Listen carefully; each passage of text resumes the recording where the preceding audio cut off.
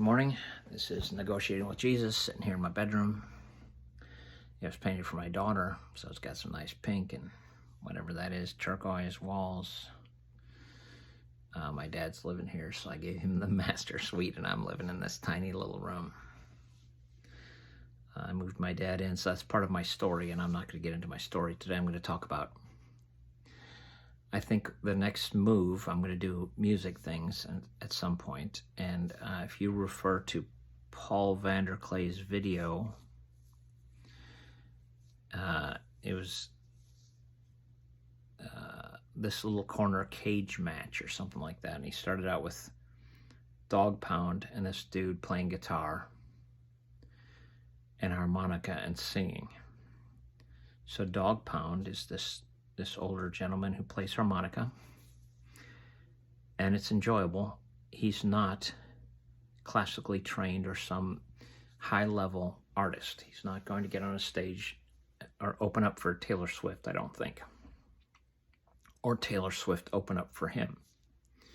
So we grade people on their performance. So I want to use him as a marker and keep coming back to that thing, because I'm going to talk quickly about beauty and prepare you for the next thing, which is going to be reading. And I have a little tiny book here. Looks to be about 10 little pages. I'm going to read, it's called the Book of Mark, or it's called Mark, the Gospel of Mark, the Good News according to Mark. And Mark is an author, wrote a little story about Jesus. So we have the Gospels, the stories about Jesus. I'm going to read that today in another video. So I just talked about Dog Pound, I think his name. I think I called him Dog Bark on the other video.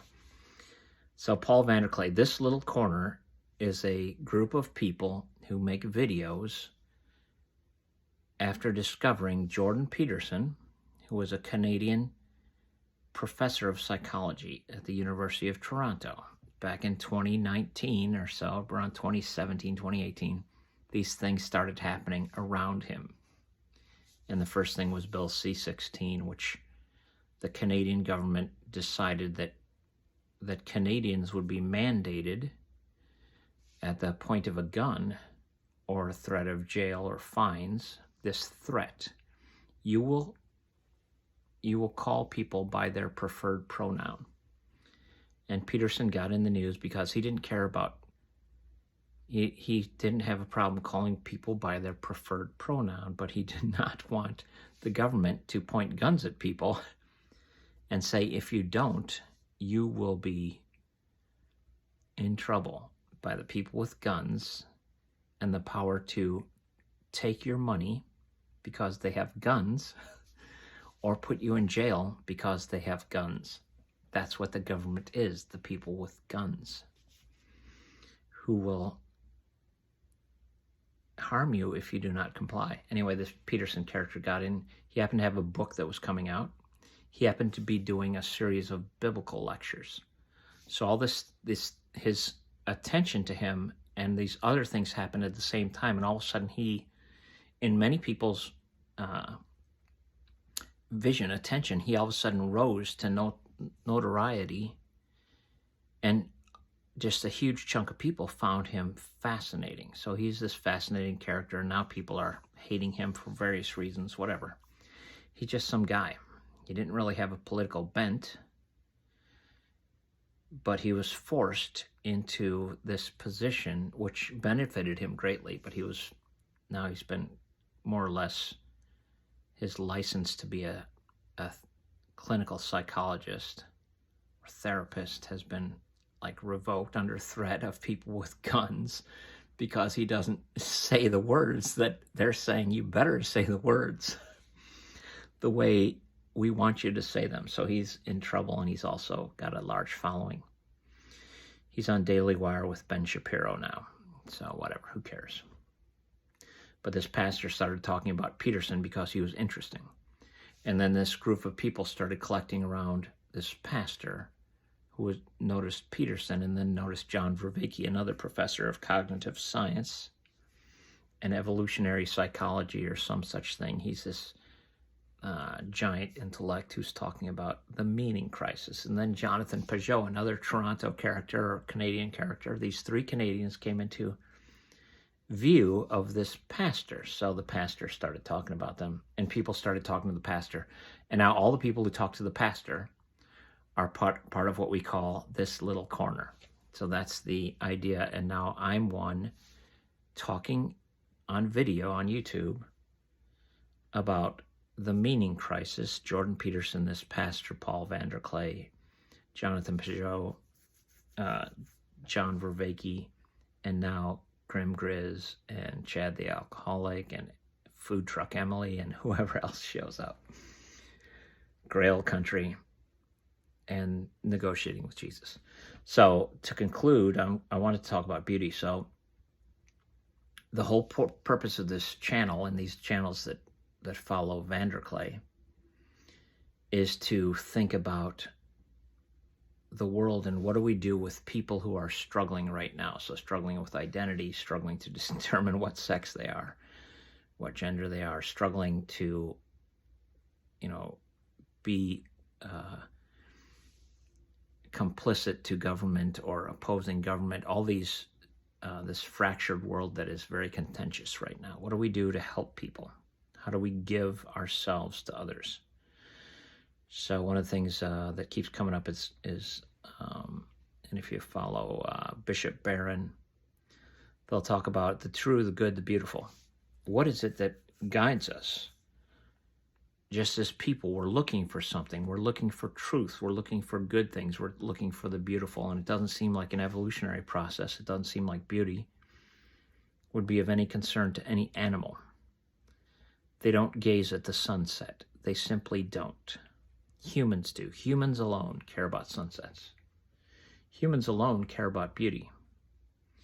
Peacocks don't marvel at peacocks. When a girl peacock sees that boy strutting those feathers, she offers him sex. She doesn't say it's beautiful. It gets some kind of attention, but people notice beauty. So then beauty. What if beauty is marred? So there's this Japanese art form that was discussed at the art conference, which is all part of this strange world that I'm in now. The art conference in Europe, in London. So there's this Japanese art form that tries to understand beauty. So you have a broken vase. And in this art form, the broken pieces are put back together. The vase is restored with some kind of solder, maybe made of gold, some kind of gold glue to glue it back together. So the vase is restored. You can see it's now like a mosaic, a broken vase restored. And there's beauty there. Now, it's not the beauty of its original form. It's now broken and restored. So this gets into this strange place of what do we call things that are beautiful? So you see a beautiful woman. And, whatever evolutionary sexual things, whatever it is that makes a woman beautiful, I'm not going to talk about weight or there's some kind of symmetry, this face that you look at and this figure that looks, I don't know, men find it appealing. Terrible men. Stop it, men. Stop finding women beautiful. So you see a beautiful woman, and she turns to face you, and you notice that the side of her face is marred. She has something that you think, oh, there was a burn or an accident. She's disfigured. She had a beautiful figure, and now she's disfigured, whatever that is. What I'm saying is, I don't care what it is. Her beauty now was one thing. Now that one thing seems to be diminished. And then people will scold you and say, no, don't you understand? Beauty is in the eye of the beholder. Beauty is an inside thing. You don't know anything about her beauty. So we get to this place where can you say something is beautiful. No, you're not allowed. You're not allowed. And that's the strange meaning crisis we're in. You're not allowed to say she's beautiful or not beautiful. So, but that critique has to do with Jesus. Jesus changed the world in a way that people are trying to adjust with the idea that a person can't just make a claim and act on it without understanding some deeper truth, the true, the good, the beautiful. Is it true that she's no longer beautiful? Well, she may be beautiful in another way. So you see another woman and you find her beautiful and you find out she's owned by somebody. She's a slave. She is the lowest rung of the economic ladder. She's a junkie. She's someone who's broken and not worth what some CEO woman, Oprah Winfrey. Oprah's, the most wonderful woman that ever lived, whatever Oprah is, I don't care. Or she's not Kim Kardashian, the woman who can wield power and butt cheeks, whatever Kim Kardashian is. Or she's not Beyonce, who can sing and strut on a stage and is fierce, whatever Beyonce is. Can she be raised to a level where you say, no, Beyonce isn't better than her? That's the world of brokenness that we live in. The brokenness that everyone is judging everyone else on how good at judging they are. Dare you judge? Dare you ever say anything about anything? We're getting to a place where we're so woke, we are knocked unconscious. We cannot say anything about anything because everyone is wrong, and it becomes this total depravity state that the Bible says is the state of humans. And now it's coming around in a way that is just very strange, that no one is allowed to say anything, have any kind of judgment on anything. And so people are floating without knowing if there's any solid ground to stand on.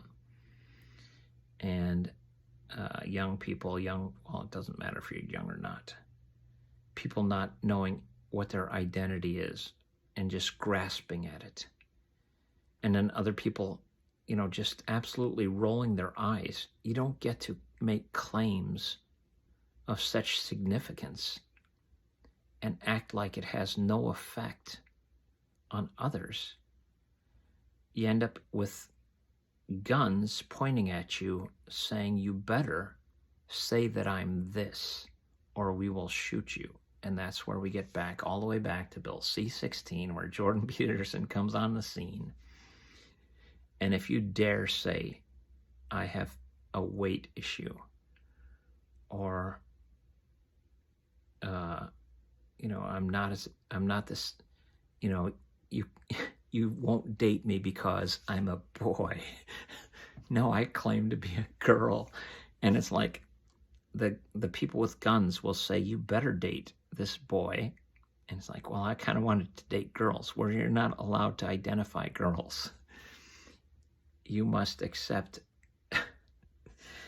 And it's just getting a little hard to deal. So there's my video talking about beauty and marring. So somebody's beauty is marred. Or somebody's beauty, can you see beauty? Are you allowed to see beauty? So it's something to wrestle with. I'm going to read from the book of Mark in another video. That's it for now.